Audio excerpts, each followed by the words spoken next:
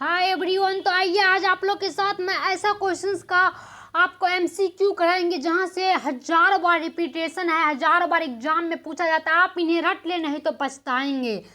आज ऐसा सीरीज है जिसे रट ले नहीं तो पछताएंगे। ऐसा 20 क्वेश्चंस का सीरीज लेकर आया है जो हजारों बार क्वेश्चंस रिपीटेशन है, मतलब हर एग्जाम में पूछना तय है। ये सब क्वेश्चंस आना ही आना है सभी एग्जाम के लिए, चाहे बीपीएससी हो, चाहे एसएससी हो, चाहे दरोगा हो, रेलवे हो या स्टेट का कोई भी एग्जाम या टीचिंग एग्जाम जो बीपीएससी टेट लेंगे, किसी भी चीज के लिए आपको महत्वपूर्ण होगा।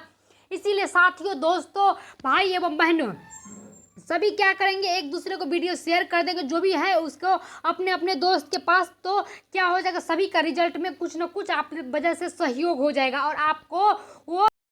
तो चलिए क्वेश्चंस की ओर देखते हैं। आप सभी को शेयर कर देंगे और जो नए बने हैं चैनल को सब्सक्राइब कर लीजिए। आपको हर रोज एमसीक्यू का प्रैक्टिस सेट मिलेगा और इसी के साथ थ्योरी मिलता है। आप प्लेलिस्ट में जाइए, सभी का प्लेलिस्ट अलग अलग करके बना हुआ है। चाहे आप सीटेट की तैयारी कर रहे, चाहे आप स्टेट की तैयारी करें, चाहे आप बीपीएससी की तैयारी करें, सभी के लिए महत्वपूर्ण वीडियो है जो आपको बहुत ही हेल्प करेंगे एग्जाम में। तो चलिए हम लोग स्टार्ट करते हैं ना देरी करते हुए, ठीक है। तो चलिए हम लोग स्टार्ट करते हैं। तो पहला क्वेश्चन देखिए, यहाँ से फर्स्ट क्वेश्चन है। यहाँ एमसीक्यू का मतलब होता है कि आपको अलग अलग तरह की क्वेश्चन है, इसमें सारे सब्जेक्ट को एक तरह से एकत्रित करके आपको ऐसा क्वेश्चन लाया गया है जो आपके एग्जाम के लिए महत्वपूर्ण होगा। तो चलिए देखिए, यहाँ पर सबसे पहला क्वेश्चन कहता है कि वर्षा की बूंद का आकार गोलाकार किस कारण हो जाता है। तो अगर आपको ऑप्शन आता है तो आप मेरे वीडियो को बंद कर दीजिए और क्या करिए, आंसर दीजिए। इसके बाद मेरा आंसर देखिए, तो इसका आंसर हो जाएगा सरणता, गुरुत्व हो जाएगा, पृष्ठ तनाव हो जाएगा या प्रत्यस्तता हो जाएगा। तो ठीक है, इसका आंसर जो हो जाएगा सी नंबर होगा, पृष्ठ तनाव। ठीक है, तो चलिए हम लोग अगला क्वेश्चन देखते हैं। नेक्स्ट क्वेश्चन क्या है। आप कहेंगे इसमें कोई लॉजिकल नहीं है, इसमें क्वेश्चन रटने का, रट लीजिए, सब क्वेश्चन आपको आना ही आना है। ठीक है, एनसीईआरटी का निचोड़ रहता है। ठीक है, एनसीईआरटी बुक का आपको निचोड़ सारा क्वेश्चंस रहता है, ऐसा नहीं कि कुछ भी उठाकर दे दिया गया। तो चलिए इसका अगला क्वेश्चन क्या है। अगला क्वेश्चन कहते हैं कि एक्सरे की खोज किसने की थी। एक्सरे की खोज किसने की थी। तो इसका आंसर हो जाएगा बच्चों, इसका आंसर हो जाएगा बी नंबर। ठीक है, इसका आंसर हो जाएगा बी नंबर, रोएंटजन। तो इसका जो पूरी नाम है क्या है, विल्हेम आपको रोएंटजन। ठीक है, इसी के साथ इसने कितनी ईस्वी में की थी, तो यहाँ पर हो जाएगा 1895 ईस्वी में। इससे दो क्वेश्चंस बन गए। हमेशा मैं एमसीक्यू कराती हूँ आपको क्यूज के रूप में, शॉर्ट्स की वीडियो में, उसमें भी है। समझिए कि आपके लिए क्यूज है जो आपको एक एक से तीन नंबर दिलाने का आपको कैपेसिटी देते हैं। ठीक है, एक क्वेश्चन पूछते उससे 3 क्वेश्चंस निकाल को आपको आंसर देते हैं। इसी तरह यहाँ पर है क्या है, इसको ईस्वी पूछ दिया जाएगा, एक्सरे की खोज कितने ईस्वी में किया गया, तो 1800 आपको क्या हो जाएगा, 1895 ईस्वी में। ठीक है, अब दूसरी बात क्या कही गई यहाँ पे कि किसने की, तो आपको यहाँ ये रखना याद। ठीक है, इसी के साथ इसका एक पॉइंट है कि ये एक प्रकार का विद्युत की चुंबकीय विकिरण है। ठीक है, विद्युत चुंबकीय विकिरण है, इसको आप याद रखेंगे। ठीक है, ये आपके लिए बहुत ही बेसिक पॉइंट है। ठीक है, इसमें जो भी महत्वपूर्ण पॉइंट रहेगा, क्वेश्चन के साथ अच्छे अच्छे पॉइंट्स को मैंने एकत्रित किया है जो आपके लिए बहुत ही महत्वपूर्ण होगा, इससे आप रट लेंगे। इसके बाद कहते हैं कि पूरी लास्ट तक वीडियो को देखिए, ज़्यादा नहीं, आधा घंटा का वीडियो होगा, आपके लिए बहुत महत्वपूर्ण होगा। तो भारत में सूचना का अधिकार अधिनियम कब अधिनियमित किया गया है। ठीक है, मतलब भारत में सूचना का अधिकार अधिनियम नियम क्या है, कब अधिनियमित किया गया है। तो ये हो जाएगा आपको, इसका आंसर जो हो जाएगा 2005 में। ठीक है, इसका आंसर क्या हो जाएगा, 2005 में। अब इसी के साथ थोड़ा सा डिटेल्स लेते हैं हम। डिटेल्स लेने का मेरा हमेशा आता रहता है। तो ये कितने इसमें, तो 5 जून 2005 में किया, जो यहाँ पर लिखा गया है कि भारत सूचना अधिकार ने 5 जून 2005 को अधिनियमित किया गया। ठीक है, पूर्णतः जो किया गया आपको, ये क्या किया गया, 12 अक्टूबर 2005 में संपूर्ण धाराओं के साथ लागू कर दिया। कब, तो 12 अक्टूबर। तो जैसे आपको क्वेश्चन पूछ दिया जाएगा, अगर डेटिंग दिया जाएगा 2005 दिया जाएगा, अगर पूर्ण तरह से पूछ जाएगा तो 12 अक्टूबर को किया गया। ठीक है, तो चलिए हम लोग अगला क्वेश्चन देखते हैं। अगला क्वेश्चन क्या है। इसी तरह अगला क्वेश्चन बहुत ही महत्वपूर्ण क्वेश्चन है। कहते हैं किसी दो नियंत्रण देशांतर के बीच किस समय का अंतर, मतलब कितने समय का अंतर होता है, बीच समय का अंतर कितना होता है। तो इसका आंसर हो जाएगा 4 मिनट। ठीक है, इसका आंसर क्या हो जाएगा, 4 मिनट। ठीक है, तो चलिए हम लोग अगला क्वेश्चन देखते हैं क्या है।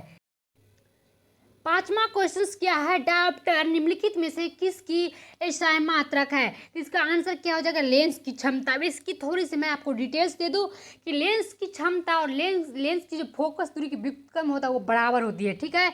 इसी इसका एसआई मात्रक जो क्या हो जाएगा आपका, लेंस का क्षमता, ठीक है। तो चलिए हम लोग अगला क्वेश्चन देखते हैं 6 नंबर। बहुत ही इंपॉर्टेंस आपके लिए एमसीक्यू है, ठीक है। इसी तरह सारा एमसीक्यू मेरा एनसीईआरटी आधारित रहता है, आपको हर एग्जाम में आना ही आना होगा, निश्चित है आना ही होगा, ठीक है। फिर तारों के टिमटिमाने का क्या कारण होता है, तारों का टिमटिमाने का क्या कारण होता है, तो डी नंबर वायुमंडलीय अपवर्तन के कारण होता है, ठीक है। इसका क्या होगा, वायुमंडल टिमटिमाने में क्या होता है, कुछ सूर्य की रोशनी सीधे तौर पे आता है, कुछ सूर्य की रोशनी दूर पे आती है, उसके कारण जो होती है उसकी टिमटिमाहट की, मतलब ये उसकी पूरी तरह से प्रक्रिया चलता है, उसको टिमटिमाहट की ओर पूरी तरह से अपनी ओर खींचता है, ठीक है। तो चलिए हम लोग देखते हैं इससे आगे क्या आंसर हो जाएगा। 7 नंबर, पलासी के युद्ध के समय बंगाल का नवाब कौन था। बहुत ही बेस्ट क्वेश्चन है कि पलासी के युद्ध के समय बंगाल का नवाब कौन था, ठीक है। इसका आंसर ये हो जाएगा सिराजुद्दौला, ठीक है, सिराजुद्दौला, ठीक है। इसका आंसर क्या हो जाएगा, ए नंबर। तो कितने ईस्वी को ये भी कुछ दिया जाएगा, तो 1757 ईस्वी को, ठीक है। 23 जून 1757 ईस्वी को, इसको आप याद रख लेंगे, ठीक है। कौन था नवाब, इसका एक मुख्य पॉइंट है जो मैंने यहाँ पर ले लिया बहुत अच्छे से। पलासी का युद्ध 1757 से बंगाल के नवाब सिराजुद्दौला और बंगाल के गवर्नर रॉबर्ट क्लाइव के बीच लड़ाई हुआ था, ठीक है। तो इस पॉइंट्स को भी आप अच्छे से याद कर लेंगे, ठीक है। इस पॉइंट्स को मैंने बहुत ही अच्छे से सारे पॉइंट्स नोट कर दिए जो आपके लिए महत्वपूर्ण है। चलिए 8 नंबर क्वेश्चन देखते हैं कि आर्द्रता का मापन किससे किया जाता है। आर्द्रता का मापन किससे किया जाता है, तो ये हो गया आपको हाइग्रोमीटर से, ठीक है। ये क्या हो गया आपको, हाइग्रोमीटर से। इसका आंसर क्या हो जाएगा, बी नंबर। अब बैरोमीटर से वायु दाब मापा जाता है, लाइक्टोमीटर से क्या हो जाता है आपको, दूध की शुद्धता मापी जाती है। तो 1 से 3 क्वेश्चन बन गया।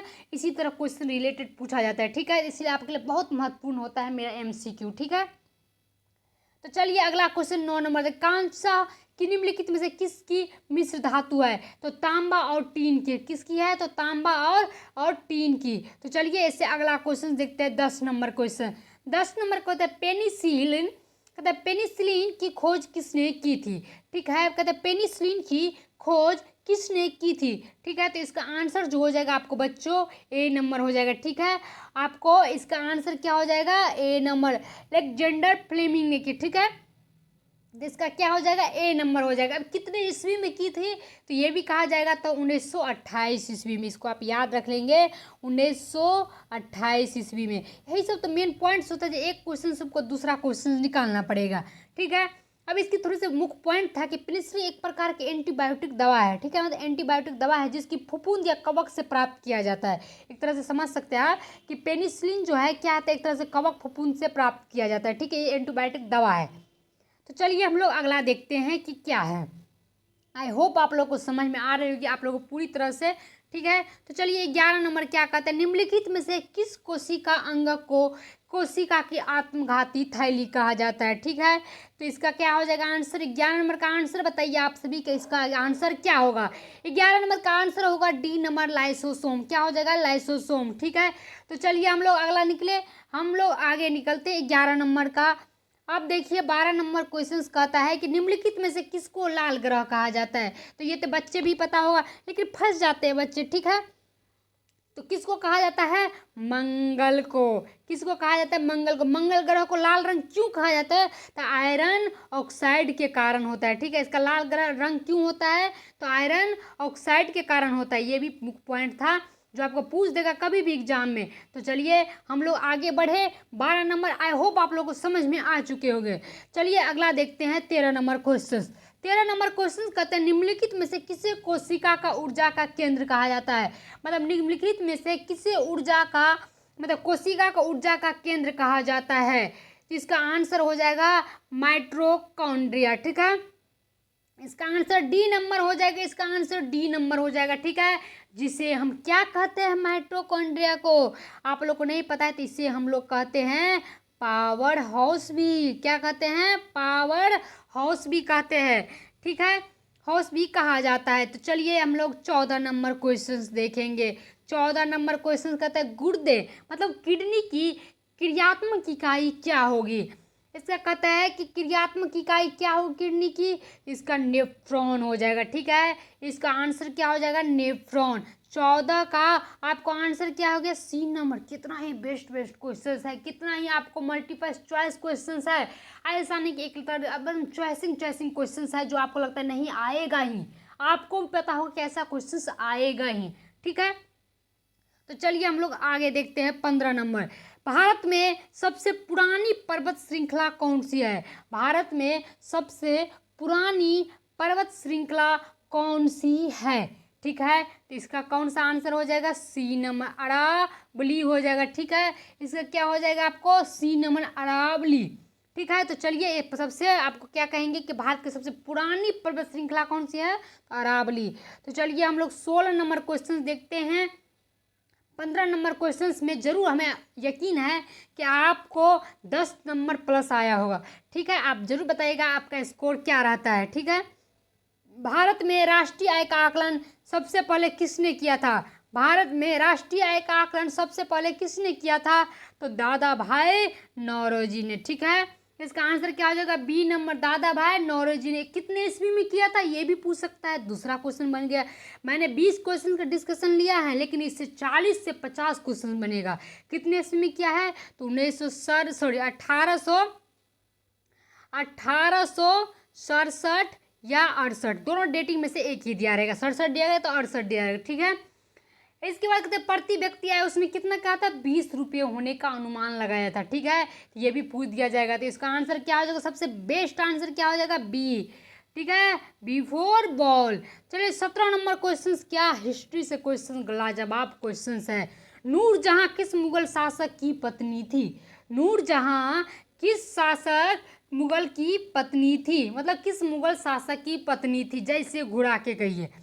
ठीक है, तो इसका हो जाएगा जहांगीर की। ठीक है, इसका आंसर क्या हो जाएगा, जहांगीर की। ठीक है, अब कहेगा कि जहांगीर की कितनी पत्नी थी, तो 20वीं पत्नी थी। ये भी आप याद रख लेंगे, इसका क्या था, 20वीं पत्नी थी, मतलब 20वीं शादी, और ये आखिरी शादी था इसका। ठीक है, आखिरी इसकी बीवी थी। इसी के साथ कहेगा कि आपको नूरजहां का वास्तविक नाम क्या था, जो मैंने यहाँ पर लिख लिया, मेहरुनिसा। ठीक है, आपको इसे याद रख लेना है बच्चों, आपके लिए बहुत ही महत्वपूर्ण है। तो चलिए हम लोग 18 नंबर क्वेश्चन देखते हैं।